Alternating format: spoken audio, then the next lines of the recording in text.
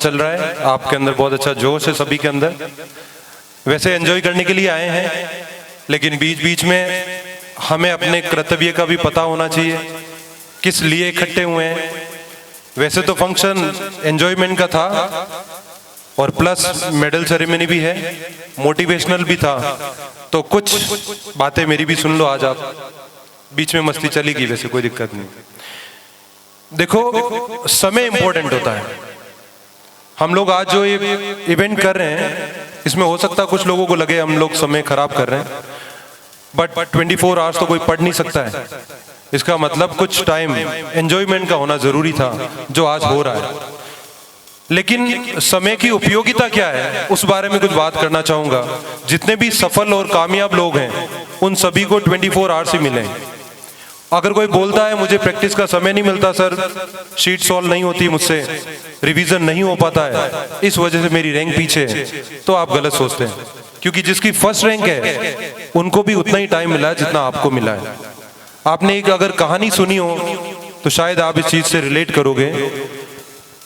एक बार एक पत्रकार ने पूछा था किसी इंसान से, यदि आपके खाते में रोज 86,400 रुपीज क्रेडिट हो जाए और आपको रोज उन पैसों को खर्च करना है, अगर आपने कुछ पैसे खर्च नहीं किए, वो कैरी फॉरवर्ड नहीं होंगे, यानी अगले दिन आपका खाता फिर से शून्य हो जाएगा और वापस से अर्ली मॉर्निंग 86,400 रुपीज आपके खाते में डिपॉजिट हो जाएंगे। आप लोग क्या करना चाहेंगे?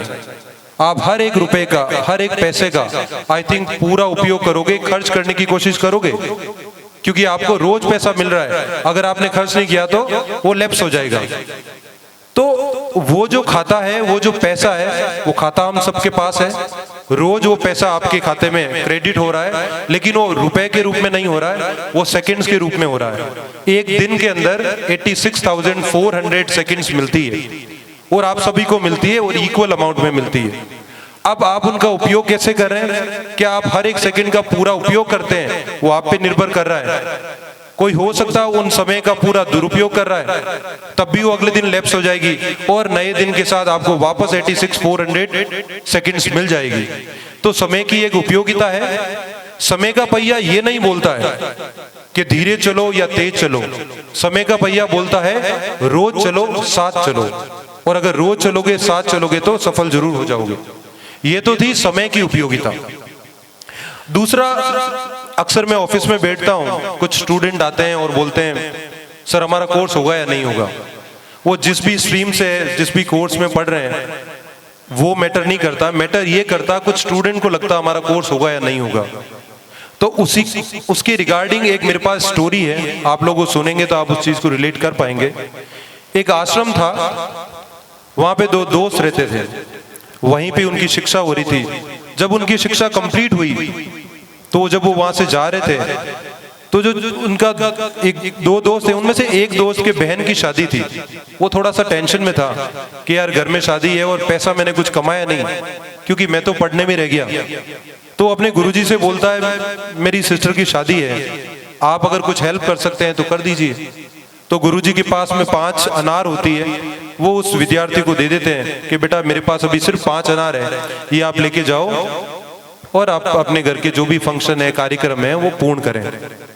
जैसे ही वो लोग वहां से निकलते हैं आश्रम से, दोनों दोस्त, तो जिस दोस्त को 5 अनार मिला था वो बहुत नाराज हो गया था। वो बोला यार गुरुजी से मैंने ये एक्सपेक्ट नहीं किया था, मैंने एक्सपेक्ट किया था वो कुछ पैसा देते, कुछ ऐसी चीज देते जो मैं शादी में अपनी बहन को गिफ्ट कर पाता या उनकी शादी के कार्यक्रम में उपयोग कर पाता, बट उन्होंने मुझे सिर्फ 5 अनार दिए, मैं उनका क्या करूं। वो जाते ही जा रहे थे अपने घर के रास्ते पे, इतने में बीच में कुछ सैनिक मिलते हैं और सैनिक वहां पे जो भी लोग मिल रहे हैं उनसे पूछते हैं क्या आप में से किसी के पास अनार है क्या। तो उनको बड़ा अजीब लगता है, यार आज सैनिक अनार के बारे में क्यों पूछ रहे हैं। तो वो दोनों दोस्त जाते हैं और बोलते हैं अनार तो अपने किसी काम के है नहीं, सैनिकों को आवश्यकता है, इन्हीं को ही दे देते हैं। तो वो जाके बोलते हैं अनार तो हमारे पास है, आपकी जरूरत क्या है। बोले जो राजा है उनकी बेटी की तबीयत खराब है और उनकी तबीयत के लिए जो वैद्य ने उपचार बताया है, वो बोल रहे हैं उनको अनार का रस पिलाओगे तो उनकी बेटी ठीक हो जाएगी। उन्होंने अनार सैनिकों को दे दिए, सैनिक लेके चले गए और राजा के पास में वो अनार मिल गए, उन्होंने अपनी बेटी को अनार का जूस पिलाकर उनका इलाज या उनका उपचार कर दिया। राजा इस चीज से बहुत खुश हुआ और राजा ने क्या किया, जिन्होंने अनार दिए थे उनको ढेर सारा रुपया, सोना चांदी और पूरी शादी का अरेंजमेंट राजा ने ही करवा दिया। फिर उसके बाद में उस दोस्त को लगा, यार मैंने गलत ही सोचकर अपने गुरु के लिए बहुत गलत शब्द या बहुत ही गलत विचार माइंड में ले आया था, मुझे गुरु से माफी मांगनी चाहिए। वो जाता है गुरु के पास और बोलता है, आपने मुझे 5 अनार दिए और मुझे लगा आपने मेरी हेल्प नहीं की, लेकिन आपने मेरी बहुत हेल्प की है। तो गुरु बोलता है, बेटा तुम चिंता क्यों करते हो, क्योंकि तुम्हारी चिंता करने के लिए हम लोग हैं।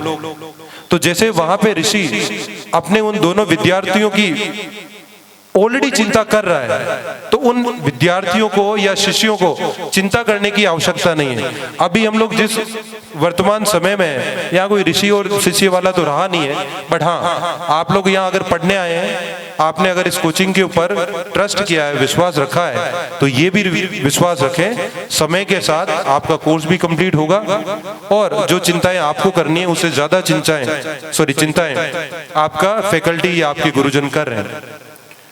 सिर्फ आप अपने कर्तव्य पे ध्यान दें, इधर उधर की बातें ना सोचें।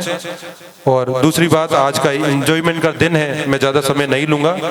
आने वाले टाइम के लिए आपको बहुत बहुत मुबारक, एग्जाम्स के लिए शुभकामनाएं। Thank you so much.